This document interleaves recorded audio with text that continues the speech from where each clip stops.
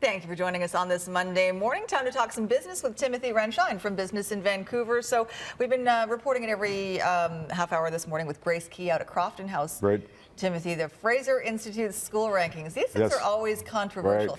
Right. I'm curious, how do the school rankings relate to business? Well, I think business is interested in any kind of measurement of what the province is producing as far as talent, human resources. So even at the elementary school level? Well, that's far down the track, but it kind of is a domino effect later on in secondary and post-secondary. I would say that business is really interested in what kind of quality of student we're turning out, just the basics to start with. But after that, I would think they'd be interested in, and I know they're interested in, what kind of skills are being produced for the marketplace. Because as I'm listening to you say that, I'm thinking, yeah, you're right. We always we think about what our broadcast schools putting out, what our journalism schools putting out, because they're the people who are going to work in our newsroom with us. That's for sure, yeah. And as you saw in the grammar session that you had earlier, which is great, even the basics aren't being taken care of properly. So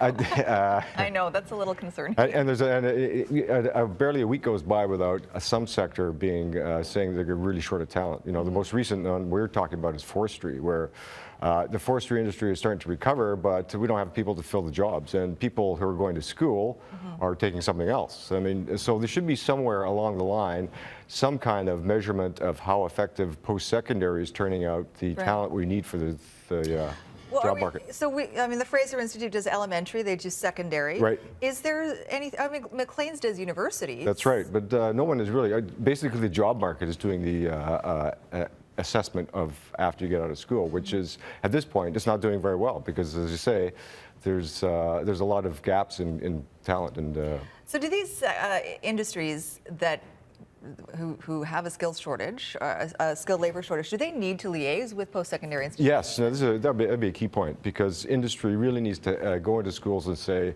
we need you, this is what you're going to get paid, you'll come out of school without being in debt, you'll have a job, which is a great concept, and so let's get together, let's fix it.